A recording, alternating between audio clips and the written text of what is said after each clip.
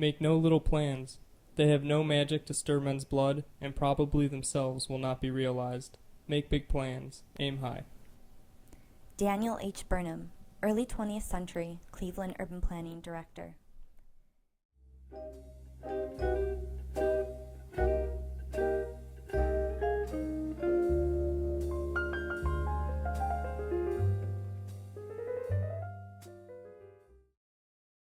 Cleveland has a long history of making big plans. In the early 1900s, Cleveland became one of the first U.S. cities to establish a planning commission. Led by Director Daniel Burnham, Cleveland developed a vibrant public square that served as a center of commerce and culture. In the 1930s, Cleveland added the Terminal Tower to its already impressive resume. The tower quickly became the symbol of the city. It also developed a railroad network that supported its tremendously flourishing industrial base.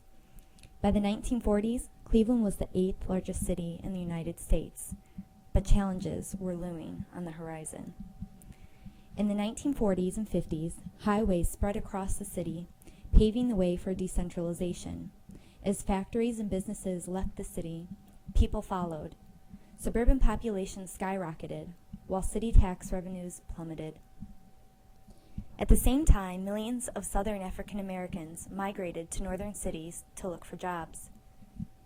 In 1950, Cleveland created a general plan for city development to address these changing social and economic realities.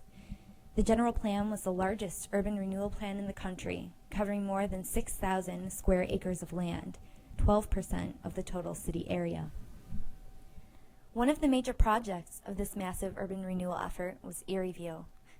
Cleveland hoped Erieview would launch the city into a new era of growth and prosperity, but it ended up doing just the opposite. Erieview is a classic example of the economic and social failure wrought on American cities by urban renewal.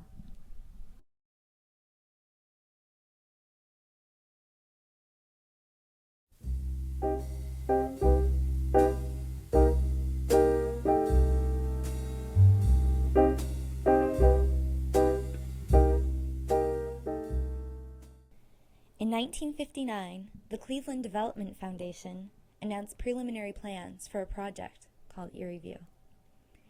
Before the project began, the 163-acre project area represented everything experts thought was wrong with the American city. Despite a prime location in the center of Cleveland's downtown, the area consisted mostly of blighted buildings and worn-down manufacturing facilities. Erieview called for the demolition of all but 11 of the 237 buildings in the area. It was a classic example of creative destruction. In order to renew, Cleveland first thought it had to destroy. To justify this destruction, Cleveland claimed that many of these buildings were substandard and constituted hazards of health and safety. In reality, the buildings were demolished to provide enough land to attract new development.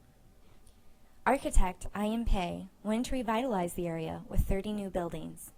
The plan called for 12 apartment complexes and 8 office buildings. The tall building in the center of this picture is the Erieview Tower, which would serve as a focal point of the project. The figure 8-like buildings were supposed to be apartment complexes. The plans for Erieview were influenced by ideals of modern architecture. Above is a vision of the contemporary city as conceived by Le Corbusier in the early 1920s. One notices immediate parallels in the style of buildings and the layout of the city. The goal of Erieview was to reverse the urban exodus to the suburbs and bring residents, businesses, and their tax dollars back into the city. Not surprisingly, many of the proposed buildings were residential.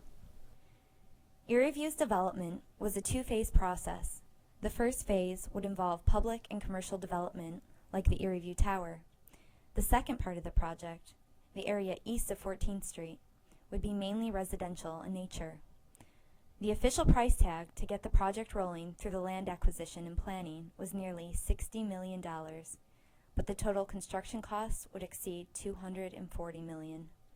By 1961, the majority of properties had been leveled, and Cleveland was anxiously anticipating the arrival of the dream of Erieview.